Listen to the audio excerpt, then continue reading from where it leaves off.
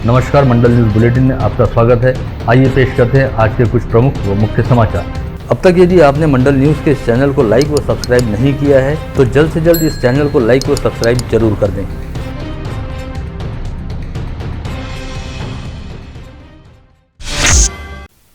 राज्य के मुख्यमंत्री उद्धव ठाकरे की अध्यक्षता में हुई मंत्रिमंडल की एक महत्वपूर्ण बैठक में फैसला किया गया कि सरकारी मेडिकल कॉलेजों व अति विशेषोपचार यानी सुपर स्पेशलिटी अस्पतालों का निर्माण अब सार्वजनिक व निजी भागीदारी के तहत किया जाएगा। इस हेतु वैद्यकीय शिक्षा विभाग द्वारा आवश्यक नीति तय की गई है। इसके साथ ही इस बैठक में देश के पूर्व प्रधानमंत्री व भारत रत्न राजीव गांधी की 75वीं जयंती के उपलक्ष्य में राजीव गांधी आविष्कार नगरी स्थापित करने का निर्णय लेने के साथ ही शालेय शिक्षा विभाग द्वारा आदर्श शालाओं के निर्माण हेतु भी निर्णय लिए गए हैं।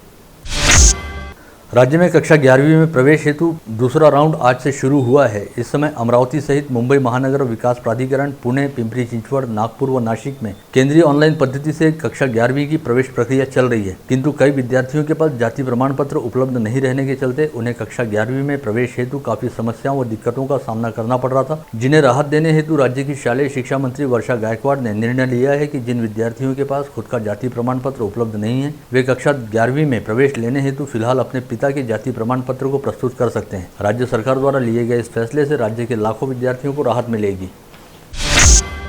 इस समय राजधानी नई दिल्ली में मौजूद राज्य के राज्य मंत्री बच्चू कडू द्वारा मीडिया से संवाद साधते हुए कहा गया कि महाराष्ट्र के राज्यपाल भगत सिंह कोश्यारी द्वारा नियम बाह्य तरीके से काम किया जाता है, जिसके चलते देश और संविधान के लिए काफी बड़ा खतरा पैदा हो गया है। अतः राष्ट्रपति द्वारा इस मामले में ध्यान देते हुए महाराष्ट्र के राज्यपाल एवं राजभवन की जाँच कराई जानी चाहिए। इसके साथ ही राज्य के शालेय शिक्षा व जल संपदा राज्य मंत्री बच्चू कडू ने बुधवार 1 सितंबर को देश की राजधानी नई दिल्ली में केंद्रीय भूतल परिवहन मंत्री नितिन गडकरी से मुलाकात करते हुए उनसे अमरावती जिले के विभिन्न विकास कामों एवं प्रलंबित मसलों के संदर्भ में चर्चा की और सभी समस्याओं व मसलों के जल्द से जल्द निराकरण की मांग भी उठाई। इस बातचीत के दौरान राज्य मंत्री बच्चू कडू ने फिनले मिल को जल्द से जल्द शुरू किए जाने की मांग करने के साथ ही स्काई वॉक के शेष पड़े काम के लिए केंद्रीय वन मंत्रालय की ओर से तमाम बाधाओं को दूर किए जाने को लेकर भी मांग उठाई।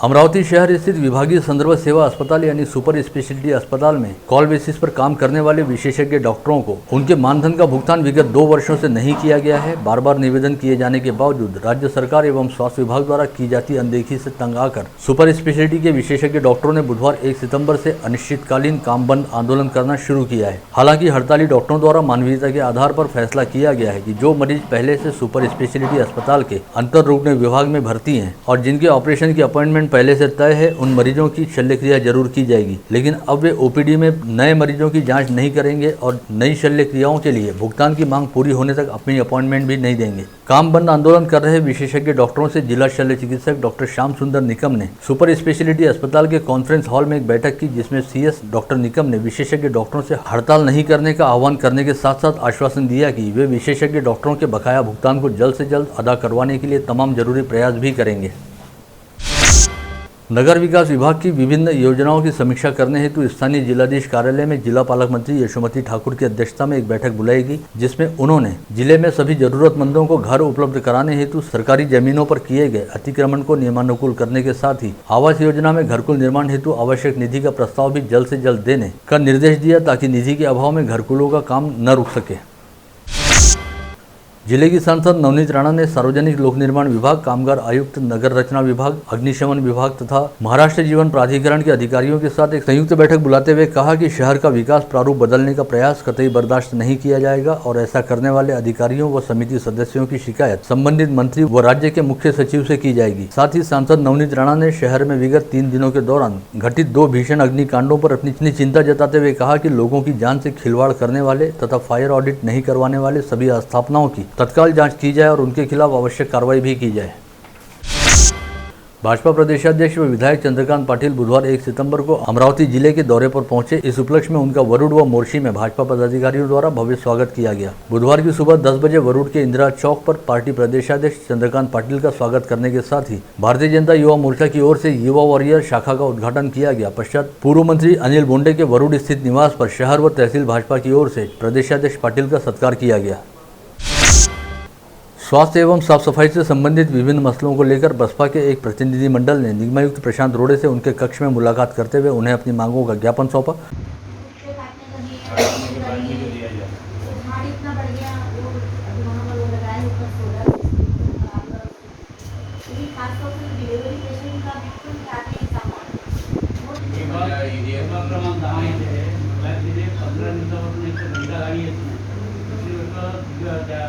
ते बिल सुद्धा तिथं पडलेले आहे. मी फोटो पण आपल्याला शेअर केलेले आहे. ती फोटो उद्या म्हणजे टी पाठवली. आपला आरोग्य विभाग आता म्हणजे खूपच म्हणजे ठीक आहे बाळासाहेबांचं, परंतु आता मुलीचं त्यांना म्हणजे काय मुलीचं नाही कसं आपला करावं लागतं. मनपा जर त्या सक्षम जर करत नसेल तर माझ्याकडे ट्रान्सपोर्ट करावं असं लोकांची इच्छा. परंतु असं जर नव्हतं आपण मनपाच्याच माध्यमातून जर योजना चांगल्या पद्धतीने राबवल्या जाऊ शकते. परंतु मग त्याच्याबद्दल पाठपुरावा जर आम्ही करत नाही तर मग निश्चितच आपल्याकडे लोकांचं दुर्लक्ष. विगत कुछ दिनों से पेट्रोलियम पदार्थों में होने वाली दर वृद्धि रुकी हुई थी, जिसके चलते पेट्रोल, डीजल व रसोई गैस यानी एलपीजी के दाम स्थिर थे। लेकिन अब एक बार फिर एलपीजी के दामों में भारी इजाफा हुआ है। इसके तहत घरेलू गैस सिलेंडरों के दाम 25 रुपये प्रति सिलेंडर तथा कमर्शियल सिलेंडरों के दाम 75 रुपये प्रति सिलेंडर से बढ़ा दिए गए हैं। पहले जहां घरेलू गैस सिलेंडर के दाम 859 रुपये 50 पैसे प्रति सिलेंडर हुआ करते थे, जो अब बढ़कर 909 रुपये 50 पैसे प्रति सिलेंडर हो गए हैं। वहीं कमर्शियल सिलेंडर के दाम पहले 1696 रुपये हुआ करते थे, जो अब बढ़कर 1771 रुपये प्रति सिलेंडर के स्तर पर पहुंच चुके हैं। वहीं इससे पहले पेट्रोल व डीजल के दामों में आए दिन वृद्धि हो रही थी, लेकिन कुछ दिनों से दर वृद्धि तो रुक ही गई है, लेकिन पेट्रोल व डीजल के दामों में कुछ कमी आती दिखाई दे रही है। बीते सप्ताह पेट्रोल के दाम 109 रुपये 27 पैसे प्रति लीटर थे, जो अब घटकर 108 रुपये 90 पैसे प्रति लीटर हो गए हैं। वहीं विगत सप्ताह तक डीजल के दाम 98 रुपये 4 पैसे प्रति लीटर थे, जो अब 16 पैसे प्रति लीटर से घटकर 97 रुपये 88 पैसे प्रति लीटर के स्तर पर पहुँच गए हैं।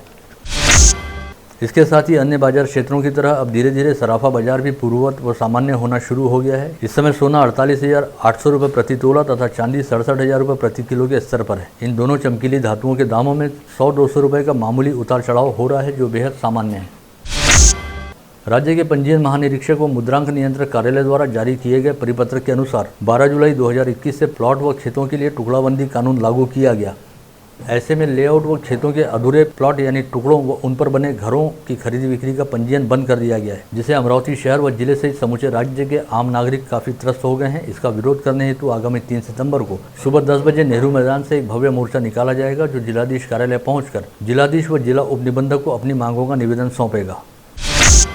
मूलतः अमरावती जिले से वास्ता रखने वाले वंचित बहुजन आघाड़ी के युवा प्रदेशाध्यक्ष नीलेश विश्वकर्मा इस समय मुंबई तथा ठाणे जिले के विभिन्न इलाकों के दौरे पर हैं, जहां पर उनका स्वागत करने हेतु युवाओं की जबरदस्त भीड़भाड़ उमड़ रही है और जगह जगह उनका जंगी स्वागत किया जा रहा है। अधिकांश स्थानों पर युवाओं द्वारा वंचित बहुजन आघाड़ी की युवा शाखा में शामिल होने हेतु जबरदस्त उत्साह दिखाया जा रहा है और हर स्थान पर ढोल ताशे के बीच युवा प्रदेशाध्यक्ष नीलेश विश्वकर्मा का स्वागत भी हो रहा है। शहर के बीचों बीच स्थित नेहरू मैदान की मनपा शाला में कोविड संक्रमण काल के दौरान कोविड टेस्ट सेंटर स्थापित किया गया था, जहां पर कोविड संक्रमण की पहली व दूसरी लहर के दौरान सर्वाधिक संदिग्धों के रैपिड एंटीजन व आरटीपीसीआर कोविड टेस्ट किए गए। यहां पर बारिश व पानी से बचाव करने हेतु ग्रीन नेट भी लगाई गई थी, लेकिन जैसे जैसे संक्रमण की रफ्तार सुस्त होती गई, वैसे वैसे यहाँ पर कोविड टेस्ट करवाने वाले लोगों की संख्या भी घटनी शुरू हो गई और इस समय नेहरू मैदान स्थित मनपा शाला में बनाया गया कोविड टेस्ट सेंटर पूरी तरह से निर्मनुष्य पड़ा है। यहाँ पर लगाई गई ग्रीन नेट भी तेज आंधी तूफान की वजह से जमीन पर गिर पड़ी है और इस बदहाली की ओर ध्यान देने की फुर्सत फिलहाल किसी के पास नहीं है।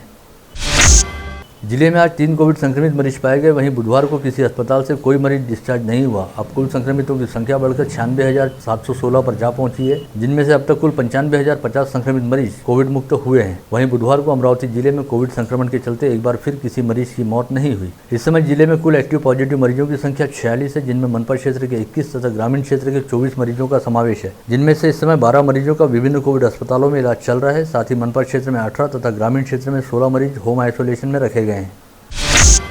बीते 24 घंटे के दौरान 1025 नागरिकों की कोविड टेस्ट की गई, जिसमें से 0.29% लोगों की टेस्ट रिपोर्ट पॉजिटिव आई है। वहीं इस समय कोविड संक्रमित मरीजों के कोविड मुक्त होने का प्रमाण 98.30% पर स्थिर है।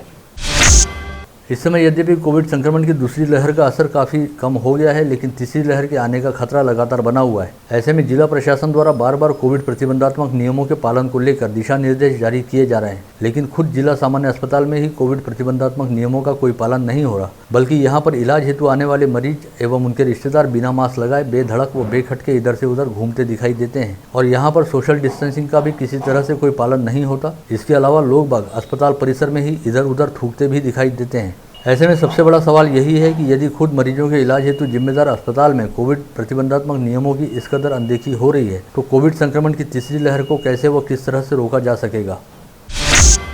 बेलपुरा परिसर में गत रोज गोगा नवमी उत्सव बड़ी धूमधाम से मनाया गया। इस समय सबसे पहले गोगा महाराज का बड़े विधि विधान से पूजन किया गया, पश्चात भव्य जुलूस भी निकाला गया। श्रावण मास के निमित्त वीरशैव रुद्रभूमि में पराग गंथड़े मित्र मंडल द्वारा नियमित शिव आराधना का आयोजन किया जाता है, जिसके तहत गत रोज 31 अगस्त की शाम संकल्प बहुउद्देशीय संस्था के अध्यक्ष तथा युवा उद्योजक व समाजसेवी नितिन कदम के हाथों अर्धनारी नटेश्वर शिव मूर्ति का पूरे विधि विधान के साथ पूजन किया गया। मेडिकल स्टोर में अधिकृत फार्मासिस्ट नहीं रहने, बिना प्रिस्क्रिप्शन के दवाइयों की बिक्री करने, अधिकृत बिलिंग नहीं रहने जैसे नियमों का उल्लंघन करने वाले 12 मेडिकल स्टोर के लाइसेंस को औषधि प्रशासन विभाग द्वारा अस्थायी तौर पर निलंबित कर दिया गया। विगत 1 वर्ष के दौरान FDA के अधिकारियों द्वारा 159 होलसेल व रिटेल मेडिकल स्टोर की जांच पड़ताल की गई, जिसमें प्राथमिक दोषी पाए जाने पर 67 लोगों को कामकाज में सुधार करने हेतु नोटिस जारी की गई। 2 मेडिकल स्टोर के लाइसेंस स्थायी तौर पर निलंबित भी किए गए।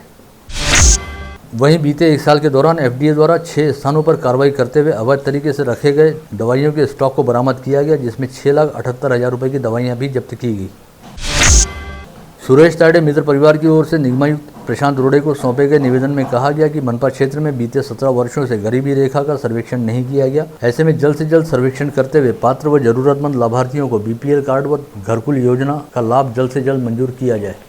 नेमकं कारण हे आहे की 2005 मध्ये महानगरपालिकेने दारिद्र्य रेषेचा सर्वे अमरावती शहरामध्ये केला होता।